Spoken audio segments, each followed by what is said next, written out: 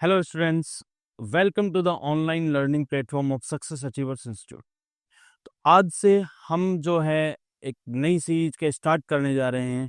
इसमें हम complete detail study करेंगे अपनी कंप्लीट 11th क्लास की। ठीक है, आज हम 11th क्लास को स्टार्ट करेंगे। सबसे पहला चैप्टर जो रहेगा हमारा, उसको स्टार्ट करेंगे। आप हमारे साथ अंत तक जुड़े रहें। पूरे कंप्लीट आपको इसमें रिवीजन भी होगा। इसमें साथ में कुछ क्वेश्चंस भी कराएंगे। जैसे ही चैप्टर कंप्लीट होगा वैसे ही हम इसमें क्वेश्चंस भी कराएंगे, इंपॉर्टेंट क्वेश्चंस कराएंगे, या फिर इन चैप्टर से आए हुए नीट में पीवाईक्यू के क्वेश्चंस जो हैं वो भी अपन कंप्लीट सॉल्व करेंगे, डिस्कस करेंगे। ओके। और ऐसा मेरा मानना है कि जब ये चैप्टर आपका कंप्लीट होगा, ये समझ लो एनसीईआरटी ना पूरा अपन घोट के पी जाएंगे, है ना। तो चलिए फिर स्टार्ट करते हैं आज की क्लास। और आज की क्लास का जो पहला चैप्टर जो हम आज की क्लास जो स्टार्ट कर रहे हैं वो किस पे कर रहे हैं? The living world. जो आपकी 11th क्लास के एनसीईआरटी का पहला चैप्टर द लिविंग वर्ल्ड, उसके बारे में समझेंगे, डिटेल लेंगे कि क्या क्या है, क्या होता है लिविंग वर्ल्ड, सारी चीजें जानकारी लेंगे हम इसके बारे में। ठीक है, उससे पहले हम एक चीज पढ़ते हैं। क्या पढ़ते हैं सबसे पहले? कि भाई हमारे जो सब्जेक्ट का नाम है वो क्या नाम है? वो नाम है भाई क्या? बायोलॉजी। बायोलॉजी। ठीक है, अब इस नाम को तोड़ देते हैं अपन। नाम को तोड़ेंगे। बायो, इसका मतलब होता है लाइफ या कहीं लिविंग। ठीक है, और लॉजी इसका मतलब है स्टडी। स्टडी यानी कि हम बायोलॉजी, जो साइंस की बायोलॉजी वो ब्रांच है जिसमें हम किसकी स्टडी करते हैं? लाइफ की स्टडी करते हैं। उससे जुड़े हुए जितने भी एस्पेक्ट्स हैं उन सभी एस्पेक्ट्स की स्टडी करते हैं, लाइफ से रिलेटेड। ठीक है, लिविंग बींग्स की स्टडी करते हैं। चलो, ये पहली चीज हो गई। अब हम बात करते हैं एक साइंटिस्ट की, जिनका की नाम है सर अर्नेस्ट मे। बहुत इंपॉर्टेंट है ये। देखो, इनके बारे में कुछ चीजें जाननी बहुत जरूरी है। जैसे कि इनका लाइफ स्पान, अगर हम इनके लाइफ स्पान की बात करें तो कंप्लीट 100 ईयर्स का था इनका लाइफ स्पान। काफी अच्छी जिंदगी जिए, काफी लंबी जिंदगी जिए, है ना। इनका जन्म कब हुआ? 1994 में। कब हुआ इनका जन्म? 1994 में। और इनकी डेथ कब हुई? 2004 में। कंप्लीट 100 ईयर का क्या था इनका लाइफ स्पान था। इनको कहा जाता है the Darwin of 20th century, यानी कि जो 20th सेंचुरी के जो डार्विन है वो बोला जाता है इनको। क्यों बोलते हैं? या फिर ये देखो, डार्विन के बारे में देखो, यहाँ ना एक साइंटिस्ट का जिक्र है, डार्विन का। ये जो डार्विन थे ना, ये अपने टाइम में बहुत फेमस थे, बहुत फेमस थे। ये कौन थे? इन्होंने सिलेक्शन, अपनी एवोल्यूशन की थ्योरी दी थी, नेचुरल सिलेक्शन थ्योरी की दी थी इन्होंने। HMS बीगल नाम की शिप पे में ना ये निकल लिए थे, एक यात्रा पर, एक सफर पर निकले थे गैलापागोस आइलैंड। वहां पे इन्होंने वो फिंचेस चिड़िया होती छोटी छोटी, तो उनके बारे में उन्होंने रिसर्च की थी और वहां से इन्होंने अपनी थ्योरी दी थी। क्या? नेचुरल सिलेक्शन थ्योरी दी थी। ये हम आगे डिटेल में पढ़ेंगे, 12th क्लास में आती है आपकी इवोल्यूशन चैप्टर में। तो डार्विन को ना जिस समय ये सफर करके आए थे ना, उस समय डार्विन बहुत, इनका नाम बहुत ऊंचा हो गया था। इनको भगवान मान लो, गॉड लेवल इनको मानने लग गए थे कि भाई क्या थ्योरी दी है। तो उसी के हिसाब से इनको कहा गया था कि ये जो हैं सर अर्नेस्ट मेयर, ये 20th सेंचुरी के कौन है? डार्विन। इनको यो दिया गया।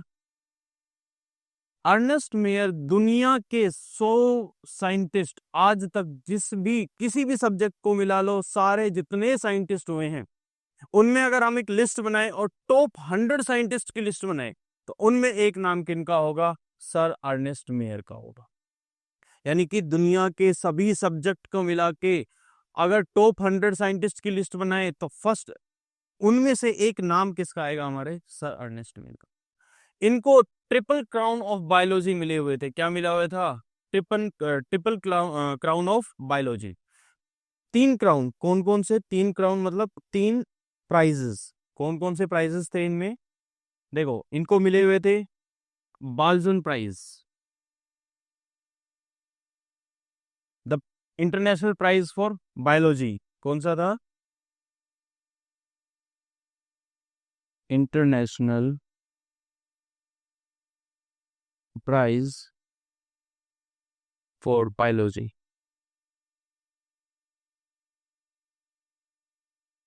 ओके, और एक इनको मिला था क्रेफोर्ड प्राइज।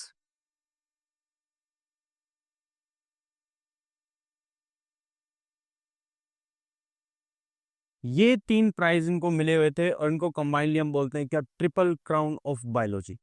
ठीक है, तो ये कुछ इंपॉर्टेंट बातें की हमने किसके बारे में, सर अर्नेस्ट मेयर के बारे में।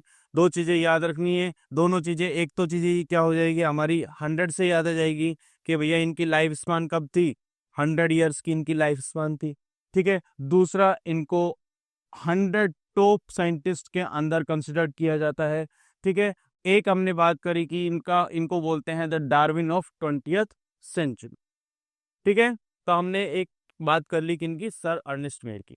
अच्छा, आज भी मॉडर्न टाइम पे भी जो हम स्पीसीज की डेफिनेशन मानते हैं या स्पीसीज का जो कॉन्सेप्ट है उसको समझते हैं, तो वो जो स्पीसीज की डेफिनेशन थी वो भी किन्होंने दी थी, वो भी सर अर्नेस्ट मेयर ने ही दी थी, जिसको बोलते हैं बायोलॉजिकल कॉन्सेप्ट ऑफ स्पीसीज, है ना, वो भी सर अर्नेस्ट मेयर ने ही दिया था।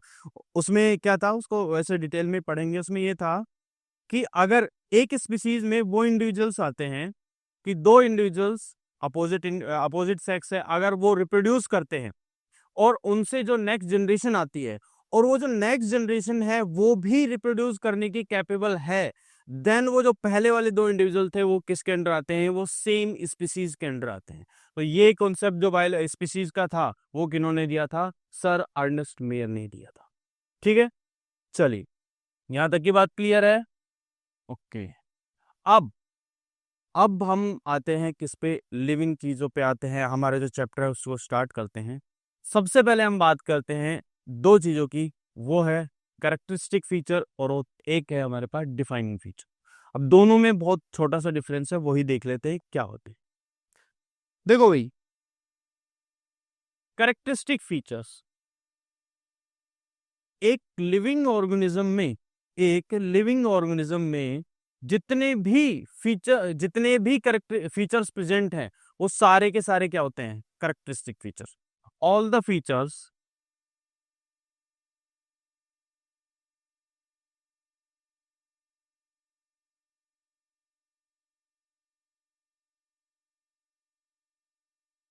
प्रेजेंट इन लिविंग ऑर्गेनिज्म,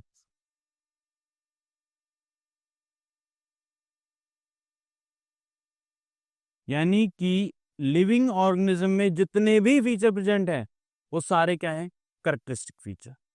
तो डिफाइनिंग फीचर क्या हुए, ये वो फीचर हैं, देखो डिफाइनिंग फीचर क्या है,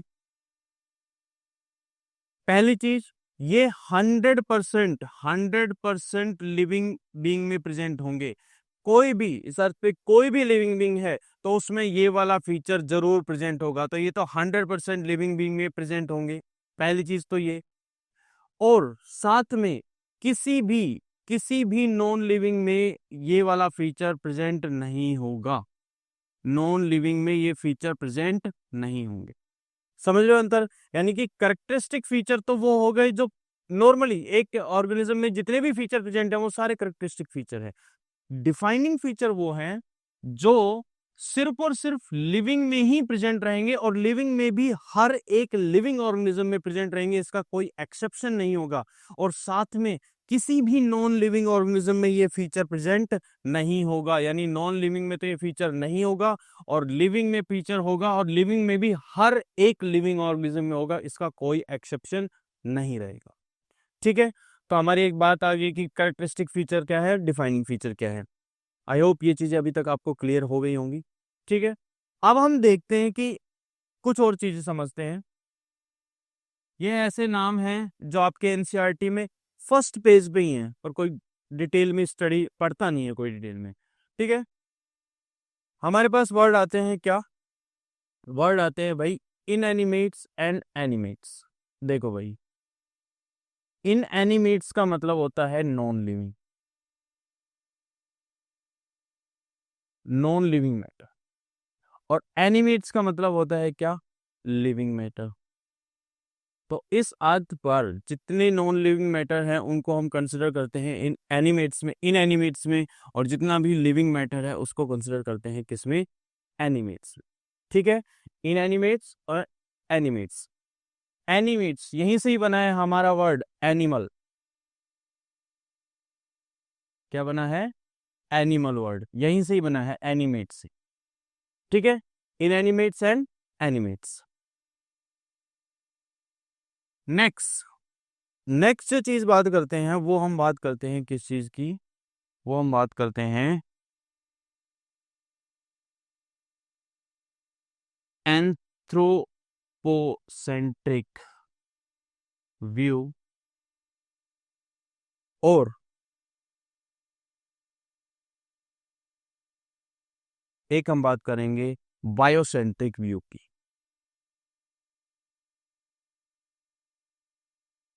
बायोसेंट्रिक व्यू, ये कुछ टर्म्स हैं जो आपके एनसीईआरटी में दी हुई हैं, इन टर्म्स को अपन क्लियर कर लेते हैं। Anthropocentric view and biocentric view. देखो, हम ह्यूमंस, हम लोग क्या करते हैं, अगर हम अपने आप को बहुत सुपीरियर समझते हैं और बाकी जितनी भी डाइवर्सिटी इस अर्थ पर प्रेजेंट है उन सभी डाइवर्सिटीज को क्या करते हैं, उन सभी स्पीसीज को क्या समझते हैं, अपने से बहुत नीचा समझते हैं। इस तरह के व्यू को, जहां पे ह्यूमंस को बहुत सुपीरियर माना जाता है और जो बाकी स्पीसीज हैं, जितने भी एनिमल्स, प्लांट, जितनी भी स्पीसीज हैं, उनको अपने से बहुत इंफीरियर कैटेगरी में मानते हैं, इस तरह के व्यू को हम बोलते हैं क्या, एंथ्रोपोसेंट्रिक व्यू। अब देखो, ये कोई अच्छा व्यू तो है नहीं। क्यों नहीं है अच्छा व्यू? अगर हमें किसी स्पीसीज की डिटेल जानकारी चाहिए कि उसके क्या फायदे हैं, क्या नुकसान है, क्या उसमें कैरेक्टरिस्टिक्स है, तो हमें उसको बिल्कुल बराबर मानना पड़ेगा। लेकिन अगर हम उसको इंफीरियर मान रहे हैं तो उसके बारे में हम ज्यादा जानकारी नहीं ले पाएंगे। क्या उस वो हमारी किस तरह से काम आ सकती है, वो चीजें हम मान ही नहीं पाएंगे। क्यों? क्यों हम अपने आप को सुपीरियर मान रहे हैं। तो ये जो एंथ्रोपोसेंट्रिक व्यू है, ये हमारे डेवलपमेंट को, ग्रोथ को, और हमारी जो इवोल्यूशन है या फिर हमारी जो नॉलेज है उसको क्या कर देता है, ये लिमिटेड कर देता है। लिमिटेड नॉलेज आती है इससे। अब हम बात करते हैं बायोसेंट्रिक व्यू। समझ में आ गया एंथ्रोपोसेंट्रिक व्यू क्या है? एंथ्रोपोसेंट्रिक व्यू, इसमें क्या है, ह्यूमन अपने आप को सुपीरियर मान रहा है और बाकी जो जितनी भी स्पीसीज है उनको क्या मान रहा है, वो इंफीरियर स्पीसीज मान रहा है कि ये तो कुछ नहीं है मेरे सामने, है ना, अपने आप को बिल्कुल सुपीरियर मान रहा है। उस केस में वो इंफीरियर स्पीसीज उस ह्यूमन के कितनी काम आ सकती है, वो किस के क्या क्या उसमें बेनिफिट ले सकता है ह्यूमन, वो सारी चीजें उससे मिस हो जाएंगी। ठीक है, तो जो नॉलेज रहेगी ह्यूमन के पास वो कैसी रहेगी, लिमिटेड नॉलेज रहेगी। दूसरा आता है बायोसेंट्रिक व्यू। बायोसेंट्रिक व्यू का मतलब है हर एक ऑर्गेनिज्म इस अर्थ पे जो प्रेजेंट है उनको अपने लेवल पे मानना, बराबर, सब बराबर है, हम सब बराबर है।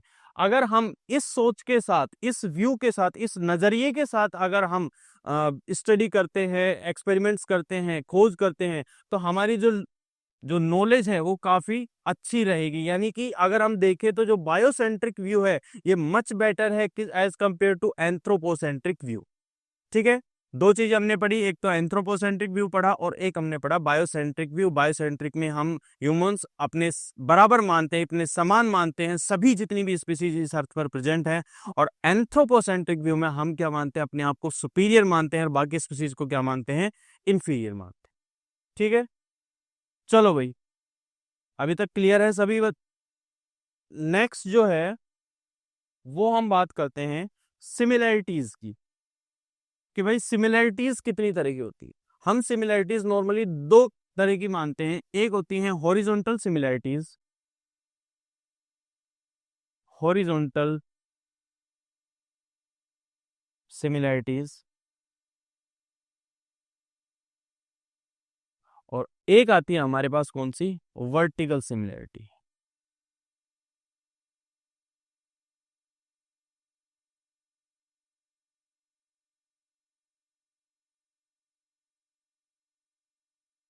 देखो, ऐसा मान के चलो, देखो यहाँ पे हमारे पास क्या है, दो इंसान है।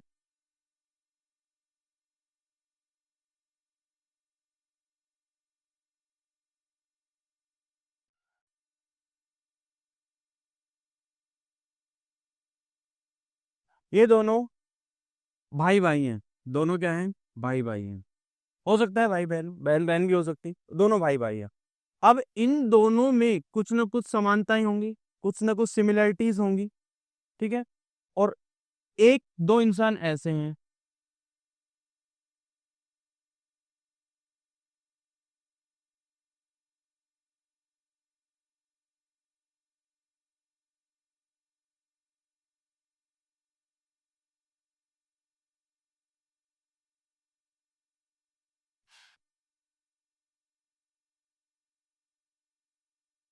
एक ये है, यहाँ पे क्या है, ये दोनों क्या है, पेरेंट्स हैं, ये दोनों क्या है, पेरेंट्स हैं। और ये क्या है, इनके चाइल्ड हैं। तो ये पेरेंट्स एंड ये उनकी नेक्स्ट जनरेशन, और ये क्या है, एक सेम जनरेशन। तो अगर मैं सेम जनरेशन में देख रहा हूं, तो अगर मैं इनकी सिमिलरिटीज की बात कर रहा हूं, तो मैं अगर इनमें लाइन खींचूं तो एक मेरे पास एक हॉरिजॉन्टल लाइन खींच के आती है। और अगर मैं अलग अलग जनरेशन की बात कर रहा हूं, एक आगे हमारे पास पेरेंट्स की जनरेशन, उसके बाद नेक्स्ट जनरेशन, तो अगर मैं इनके बीच में अगर मैं सिमिलरिटीज की बात कर रहा हूं, तो मैं एक वर्टिकल लाइन ड्रॉ कर रहा हूं। तो अगर मैं सेम जनरेशन की बात करूं, इंटर जनरेशन की बात करूं, इंट्रा जनरेशन की बात करूं, तब तो मैं बात करता हूं किनकी, हॉरिजेंटल सिमिलरिटीज की। और अगर मैं बात करता हूं इंटर जनरेशन, देखो ये दो चीजें, intra generation and inter generation, दो जनरेशन के बीच और एक ही जनरेशन के बीच में। तो अगर मैं इंटर जनरेशन बात करता हूं, तो मेरे पास क्या आती हैं, वर्टिकल सिमिलरिटीज। तो हॉरिजॉन्टल सिमिलरिटीज और वर्टिकल सिमिलरिटीज, आई होप ये दोनों पॉइंट आपको अच्छे से समझ में आ गए होंगे, ठीक है। तो ये कुछ ऐसे पॉइंट्स थे जो ना एनसीईआरटी की पहली लाइन, पहले पेज पे थे। ज्यादा अगर आप अच्छे से डिटेल स्टडी करोगे तो आपको ये सारी चीजें उसमें मिलेंगी। ओके, अब हम बात करते हैं, हम डिसाइड करते हैं, क्या डिसाइड करते हैं कि भैया हमारे अंदर जो करेक्टर, जो फीचर्स प्रेजेंट हैं, वो करेक्टरिस्टिक कौन से फीचर हैं और डिफाइनिंग कौन से फीचर हैं। तो सबसे पहले हम लेते हैं क्या, हम सबसे पहले लेते हैं ग्रोथ के बारे में जानकारी लेते हैं। सबसे पहले हम क्या लेते हैं, ग्रोथ। ग्रोथ,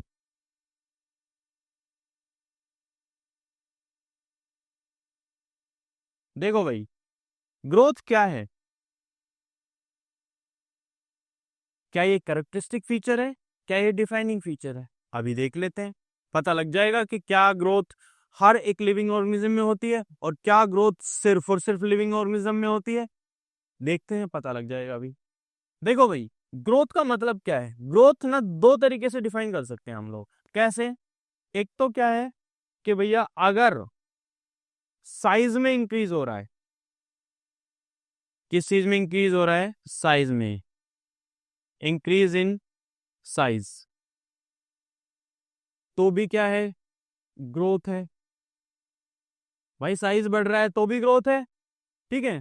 और अगर नंबर में इंक्रीज हो रहा है,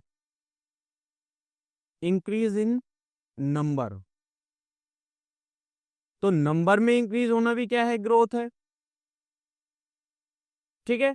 तो ये इंक्रीज इन साइज भी ग्रोथ है और इंक्रीज इन नंबर भी ग्रोथ है। इसीलिए हम क्या बोलते हैं, ग्रोथ कैसा है, ग्रोथ ट्विन कैरेक्टरिस्टिक शो करता है, ट्विन कैरेक्टरिस्टिक, कि ये नंबर में भी बढ़ना है और साइज में भी बढ़ना है। अब देखो, जैसे हम एक एग्जांपल से समझते हैं, एक है यूनिसेलुलर ऑर्गेनिज्म, एक क्या है, unicellular organism, unicellular organism.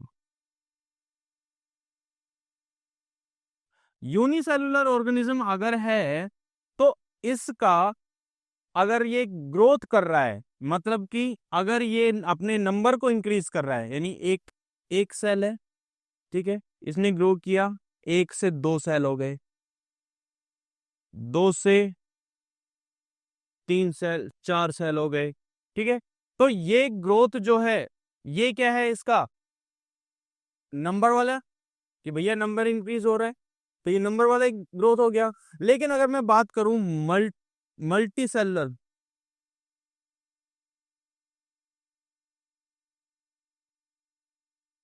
Multi cellular organism की, तो जो मल्टी सेलुलर ऑर्गेनिज्म है वो क्या साइज में इंक्रीज करते हैं।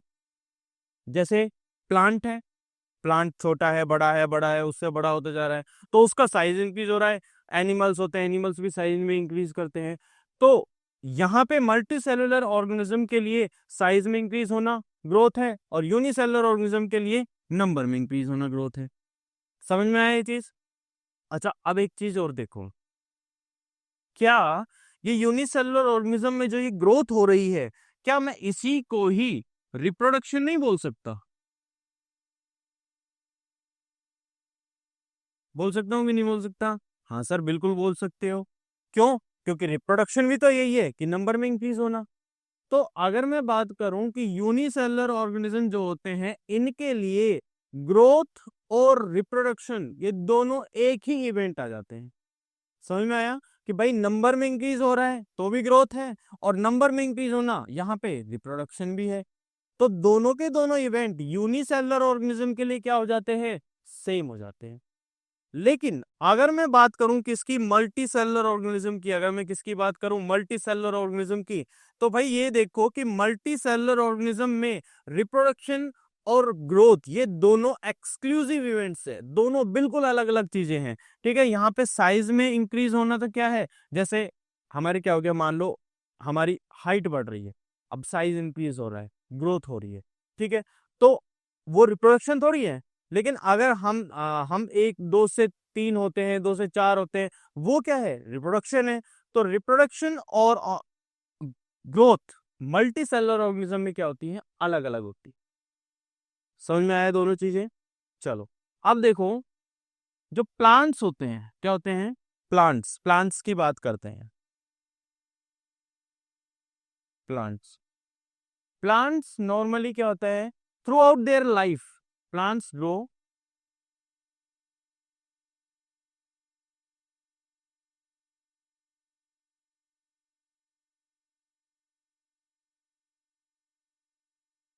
थ्रू आउट देयर लाइफ, यानी ये कंप्लीट अपनी लाइफ में ग्रो करते रहते हैं। तो सर ग्रो करते रहेंगे क्या, कहाँ पहुंच जाएंगे? ऐसा नहीं है। एक टाइम के बाद इनकी ग्रोथ की जो स्पीड है वो क्या हो जाती है? थोड़ी सी कम हो जाती है। लेकिन ऐसा है कि ग्रोथ तो भैया पूरे लाइफ में ही होगी इनकी, लेकिन ग्रोथ की क्या हो जाती है? स्पीड कम हो जाती है। ठीक है, एनिमल्स में अगर हम बात करें किसकी? एनिमल्स की। तो एनिमल्स जो होते हैं ये एक सर्टेन एज तक ही ग्रो करते हैं, यानी कि शो ग्रोथ,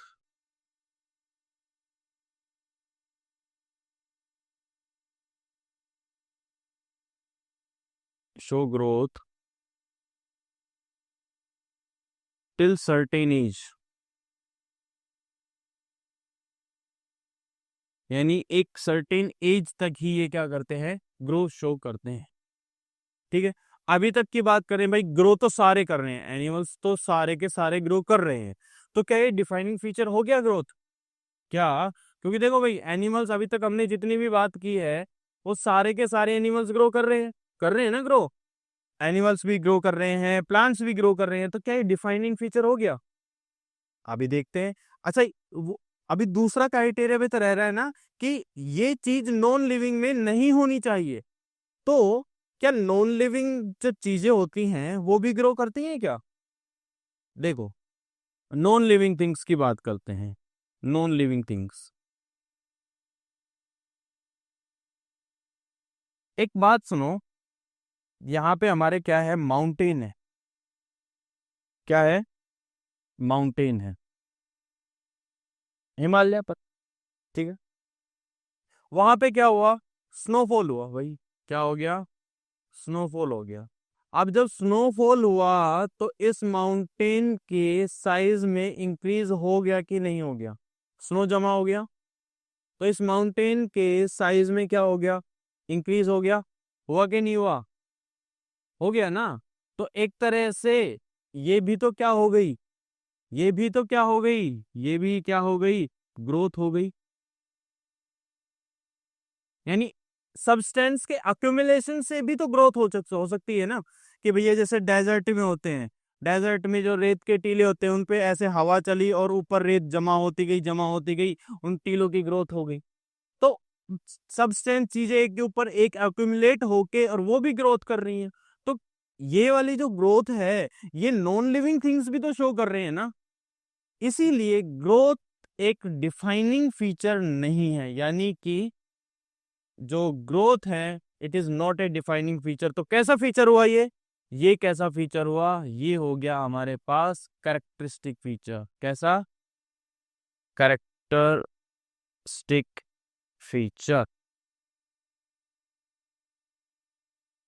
कैरेक्टरिस्टिक फीचर समझ में आया कि क्यों ग्रोथ डिफाइनिंग फीचर नहीं है, क्यों ये कैरेक्टरिस्टिक फीचर है।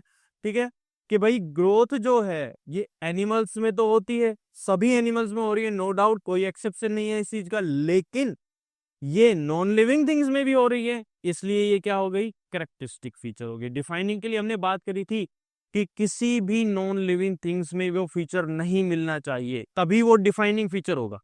ठीक है, चलो नेक्स्ट फीचर की बात करते हैं, और वो फीचर है क्या? रिप्रोडक्शन। क्या है? रिप्रोडक्शन।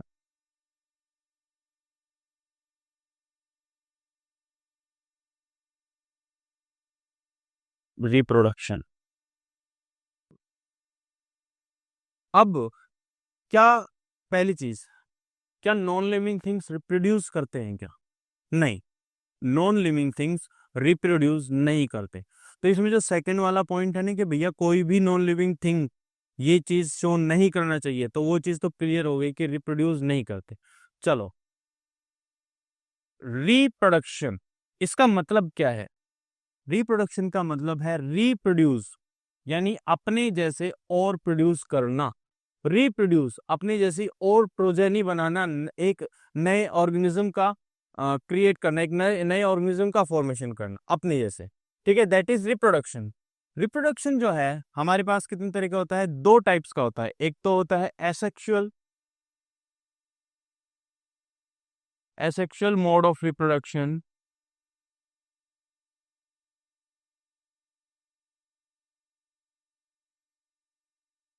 और एक होता है हमारे पास क्या? Sexual mode of reproduction.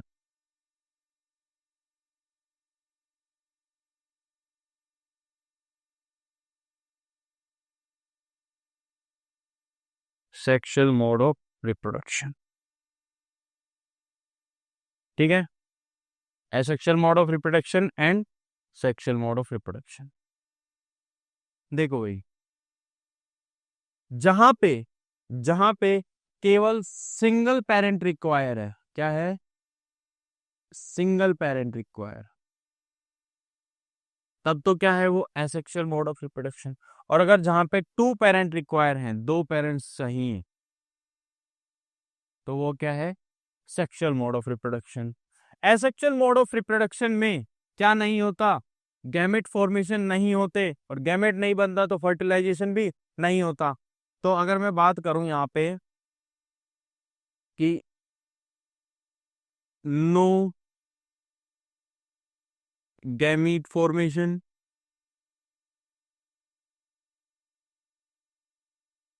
No fertilisation,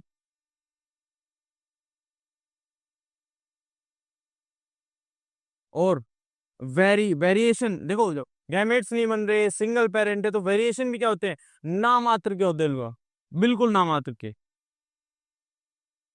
very less variation. ठीक है, ये सब कुछ करेक्टरिस्टिक है किसके? ये सब कुछ पॉइंट्स है किसके? एसेक्सुअल मोड ऑफ रिप्रोडक्शन के।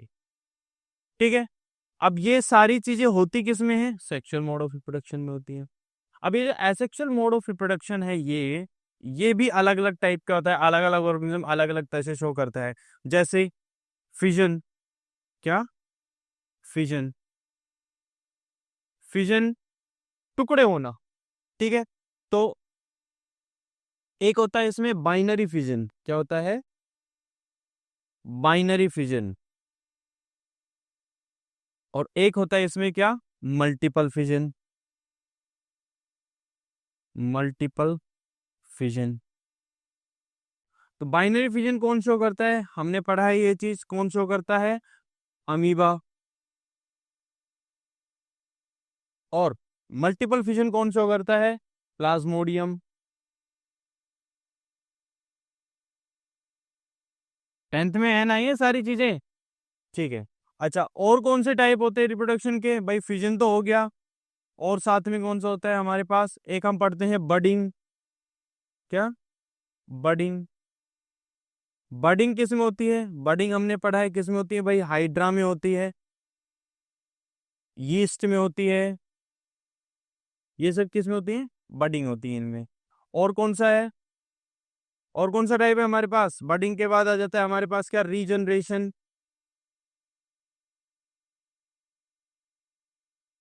रीजनरेशन, रीजनरेशन का एग्जांपल क्या है, प्लेनेरिया। ठीक है। एक एग्जांपल, एक अलग टाइप आता है, वो क्या है आपका, फ्रेगमेंटेशन।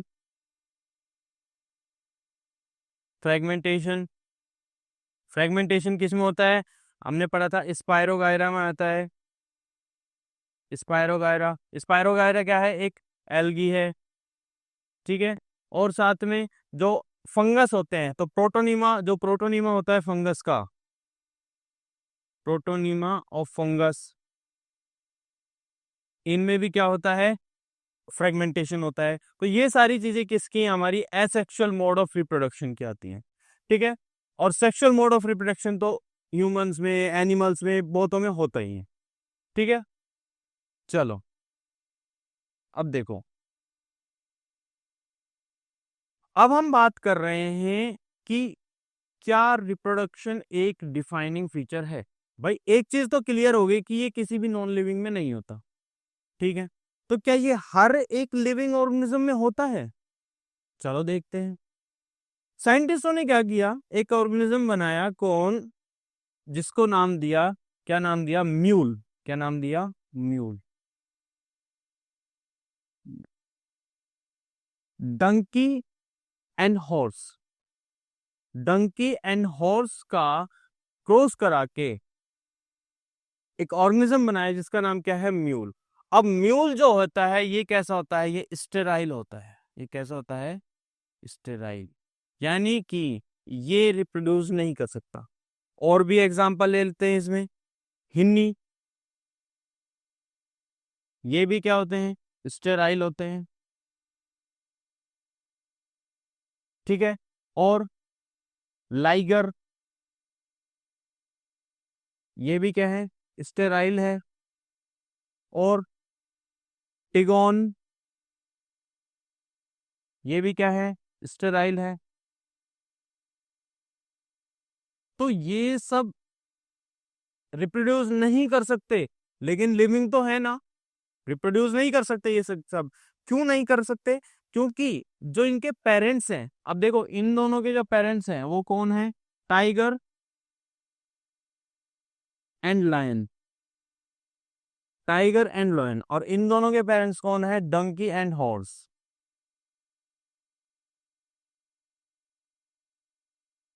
तो यहाँ पे जो क्रॉस कराया गया वो अलग अलग स्पीसीज का क्रॉस कराया।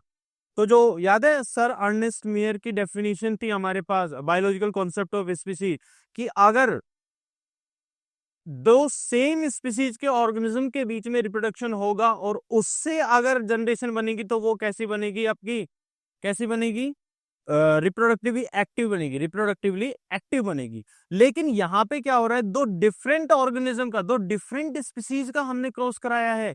तो यहाँ पे जो स्पीसीज, जो नेक्स्ट जनरेशन बन रही है वो रिप्रोडक्टिवली एक्टिव नहीं है, ये कैसी है, स्टेराइल है। ये कैसी है, स्टेराइल है। तो हमारे पास लिविंग ऑर्गेनिज्म ऐसे भी हैं जो स्टेराइल है, इसका मतलब रिप्रोडक्शन भी कैसा हो गया, एक करेक्टरिस्टिक फीचर हो गया। ये एक वो फीचर नहीं रहा, यानी कि डिफाइनिंग फीचर ये नहीं रहा, ये कैसा हो गया, करेक्टरिस्टिक फीचर, ठीक है। तो हम ये लिख सकते हैं कि भैया रिप्रोडक्शन इज ऑल्सो है करेक्टरिस्टिक फीचर, ये क्या है, ये भी करेक्टरिस्टिक फीचर है,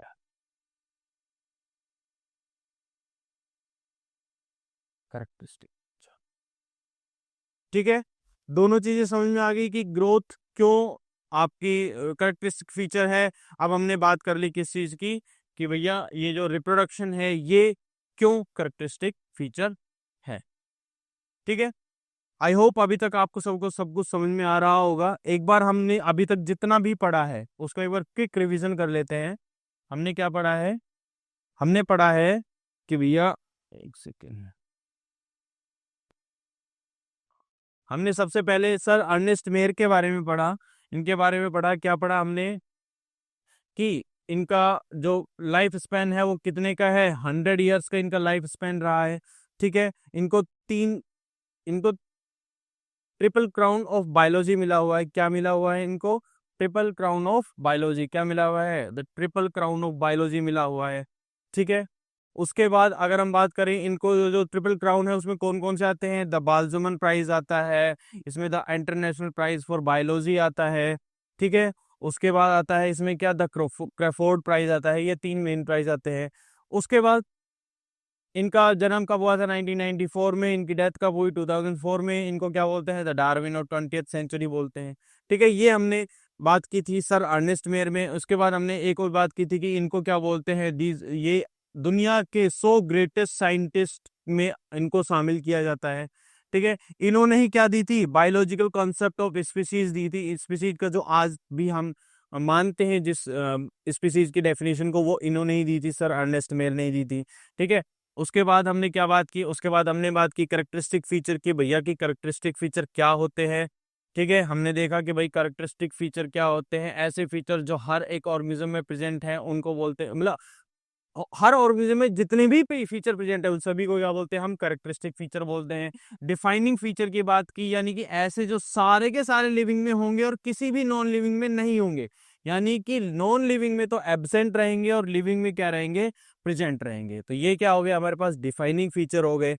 ठीक है, उसके बाद हम बात की, किस बात की? हमने कुछ पॉइंट्स समझे, कुछ टर्म्स जो एनसीईआरटी में है। जैसे हमने बात की इनमें इनएनिमेट्स की बात की, एनिमेट्स की बात की। इनएनिमेट्स में नॉन लिविंग ऑर्गेनिज्म आते हैं, सारे कंसिडर करते हैं, और एनिमेट्स में हम सारे लिविंग ऑर्गेनिज्म को कंसिडर करते हैं। ठीक है, उसके बाद हमने बात की एंथ्रोपोसेंट्रिक व्यू की और बायोसेंट्रिक व्यू। एंथ्रोपोसेंट्रिक व्यू क्या था हमारे पास? जब ह्यूमंस हम अपने आप को बहुत सुपीरियर समझ रहे हैं और बाकी स्पीसीज को अपने से बहुत इंफीरियर समझ रहे हैं, तो इस तरह के जो व्यू होता है उसको हम क्या बोलते हैं? Anthropocentric view. ठीक है, इससे क्या होती है? लिमिटेड ग्रोथ होती है, लिमिटेड एजुकेशन मिलती है हमको, नॉलेज लिमिटेड मिलती है। और ये बायोसेंट्रिक व्यू है, इसमें क्या करते हैं? ह्यूमन सबको बराबर समझते हैं, तो उनमें ज्यादा अच्छे से हम उनको समझ सकते हैं। अगर मैं किसी मेडिसिनल प्लांट को, अगर मैं इसे आप बहुत इंफीरियर समझो, तो मुझे उसकी क्वालिटीज के बारे में जानकारी ही नहीं मिलेगी। जब मैं उसको बराबर समझूंगा, अपने उसको बराबर समझूंगा, तभी मैं उसके बारे में अच्छे से जानकारी ले पाऊंगा। तो ये क्या है? एक बेटर व्यू है बायोलॉजिकल, बायोसेंट्रिक व्यू जो है। और ये कैसा है? लिमिटेड ग्रोथ कराता, तो ये अच्छा व्यू नहीं है। ठीक है, उसके बाद हमने बात की क्या? हॉरिजॉन्टल सिमिलैरिटीज की बात की, वर्टिकल सिमिलैरिटीज की बात की, कि अगर हम इंट्रा जनरेशन बात कर रहे हैं तो क्या होता है हमारे पास? हॉरिजॉन्टल सिमिलैरिटीज होती हैं। और अगर हम इंटर जनरेशन बात कर रहे हैं, एक जनरेशन से दूसरी जनरेशन पे आ रहे हैं, तो हम क्या बात करते हैं? हम किन की बात करते हैं? वर्टिकल सिमिलैरिटीज की बात करते हैं। ठीक है, नेक्स्ट हम बात करते हैं, हमने क्या बात की? हमने देखे कि हम पता लगा रहे हैं कि कौन से करेक्टरिस्टिक फीचर हैं और कौन से डिफाइनिंग फीचर है। तो सबसे पहले हमने करेक्ट एक फीचर पकड़ा जो कि क्या था? ग्रोथ। ग्रोथ को हमने देखा कि भैया ये ट्विन करेक्टर शो करते हैं। कैसे करेक्टर शो करता है? ट्विन करेक्टर शो करता है। इंक्रीज इन साइज भी ग्रोथ है और इंक्रीज इन नंबर भी ग्रोथ है। ठीक है, यूनिसेलुलर ऑर्गेनिज्म के लिए साइज भी इंक्रीज हो रहा है और नंबर भी इंक्रीज हो रहा है। तो ग्रोथ और रिप्रोडक्शन इन यूनिसेलुलर ऑर्गेनिज्म के लिए एक ही बात हो जाती है भाई, बिल्कुल एक ही बात हो जाती है।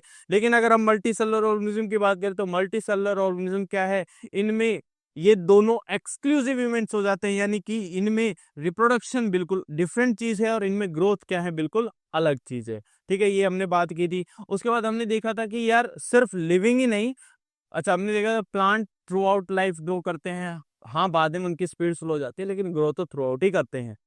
ठीक है, एनिमल्स की बात की, एनिमल्स एक सर्टेन एज तक ग्रो करते हैं। उसके बाद क्या करते हैं? एक सर्टेन एज के बाद ना एनिमल्स में क्या होता है? रिपेयरमेंट का काम होता है। किसका काम होता है? रिपेयर का। रिपेयर किया जाता है। मान लो हमारा हाथ कहीं से छिल गया, तो वहां की जो स्किन हटी है तो स्किन की सेल्स वापस से रिपेयर की जाएंगी। रिपेयर का काम किया जाता है, ना कि ग्रोथ का। ठीक है। उसके बाद हमने क्या बात की, अच्छा इसमें हमने देखा था कि क्या भाई कि कुछ कुछ जो नॉन लिविंग थिंग्स हैं ये भी क्या कर रही हैं आपके पास, ये भी क्या कर रही हैं, ग्रोथ शो कर रही हैं। जैसे हमने माउंटेन्स की बात की, या फिर जो रेत के टीले होते हैं सैंड्स के, उनके उनकी बात की, तो वो भी ग्रोथ कर रहे हैं। तो जो नॉन लिविंग थिंग भी अगर ग्रोथ शो कर रही है, इट मीन्स ग्रोथ कैसा हो गया, एक करेक्टरिस्टिक फीचर हो गया। फिर उसके बाद हमने दूसरे फीचर की बात की। दूसरा फीचर क्या था, हमने रिप्रोडक्शन लिया, रिप्रोडक्शन के बारे में जान ली कि भैया रिप्रोडक्शन क्या होता है। रिप्रोडक्शन का मतलब होता है रिप्रोड्यूस करना, अपने जैसे दोबारा से बनाना और बनाना। ठीक है। इसमें दो तरह का रिप्रोडक्शन था, एसेक्सुअल मोड ऑफ रिप्रोडक्शन और sexual mode of reproduction. Asexual में सिंगल पेरेंट रिक्वायर होता है, सेक्सुअल में दो पेरेंट रिक्वायर होते हैं। एसेक्सुअल में गैमेट नहीं बनते, फर्टिलाइजेशन नहीं होता, वेरी लेस वेरिएशन, वेरिएशन ना के बराबर होते हैं। एसेक्सुअल के डिफरेंट मोड पढ़े हमने, फिजन के बारे में देखा, binary fission, multiple fission. Binary fission कौन शो करता है, अमीबा शो करता है। मल्टीपल फिजन शो कौन शो करता है, प्लाज्मोडियम शो करता है। उसके बाद हमने नेक्स्ट एसेक्सुअल मोड बडिंग देखा, उसके बाद रीजनरेशन देखा, उसके बाद फ्रेगमेंटेशन देखा। बडिंग हाइड्रा और यीस्ट में होती है, रीजनरेशन प्लेनेरिया में, स्पायरोगायरा में, और प्रोटोनिमा ऑफ फंगस में क्या होता है, फ्रेगमेंटेशन होता है। ये सब आपके 10th की चीजें, इसलिए मैं थोड़ा जल्दी जल्दी चल रहा हूँ, पता होगा आप सभी को। फिर हमने देखे कि कुछ ऐसे ऑर्गेनिज्म भी होते हैं, लिविंग ऑर्गेनिज्म, जो स्टेराइल होते हैं। अच्छा, इसमें एक और एग्जांपल देखो, आपने अगर हनी बी जो होती है ना, मधुमक्खी, हनी बी,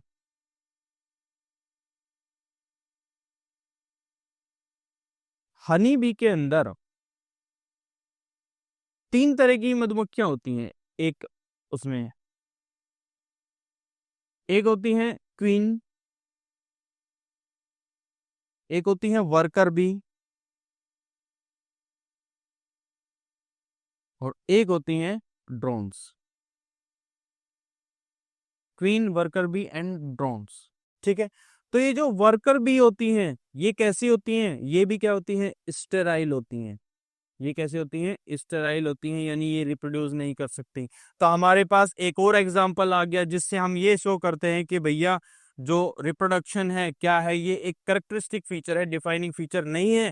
क्योंकि कुछ लिविंग बींग्स हैं जिनके अंदर हमारे पास क्या हो रहा है, रिप्रोडक्शन शो नहीं कर रहे। जैसे लाइगर है, अब लाइगर में जो LI पहले आ रहा है और GER, तो टाइगर का GER बाद में आ रहा है, लायन का LI पहले आ रहा है। तो इसमें लॉयन जो होता है, जो लॉयन है, लॉयन जो है ये क्या है, यहाँ पे मेल होता है, और यहाँ पे जो स्टेराइल है, सॉरी, लॉयन जो है ये तो क्या होता है, मेल है यहाँ पे लाइगर में, और जो टाइगर है ये क्या है यहाँ पे, फीमेल है। ठीक है। अगर टिगोन की बात करें तो जो टाइगर है यहाँ पे, टाइगर वो क्या है, मेल है। और यहाँ पे ON देखो, ON ON कहाँ से आया है, लायन से आया है। तो लायन क्या है यहाँ पे, फीमेल है यहाँ पे। ठीक है।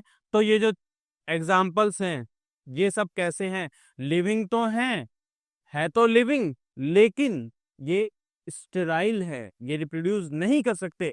तो रिप्रोडक्शन हर एक लिविंग ऑर्गेनिज्म में नहीं पाया जा रहा, इसलिए रिप्रोडक्शन क्या हो गया, एक करेक्टरिस्टिक फीचर्स, करेक्टरिस्टिक फीचर हो गया रिप्रोडक्शन। चलो, आज के लिए क्लास में इतना ही करते हैं। कल हम उन फीचर्स के बारे में पढ़ेंगे जो कौन से होंगी, डिफाइनिंग फीचर होंगे। जैसे कि हम पढ़ेंगे मेटाबॉलिज्म के बारे में, कॉन्शियसनेस के बारे में, सेलुलर ऑर्गेनाइजेशन के बारे में पढ़ेंगे, और भी चीजें हम इस चैप्टर में पढ़ेंगे। ठीक है। धीरे धीरे पढ़ेंगे, एनसीईआरटी को कवर करते हुए पढ़ेंगे। अब इस क्लास के लेने के बाद एक बार आप एनसीईआरटी रीडिंग करना, एनसीईआरटी की जब आप रीड करोगे, आपको ये सारी चीजें आपको एनसीईआरटी में एज इट इज मिलेंगी, और आपको एनसीईआरटी बहुत इजीली समझ में आएगी। और आई होप अभी तक आपको सारी चीजें समझ में भी आई होंगी, और एनसीईआरटी को पढ़ने में इससे आपको फायदा भी रहेगा। ठीक है। तो चलो, आज का लेक्चर हम यही खत्म करते हैं। आगे की कहानी आगे के लेक्चर्स। Thank you.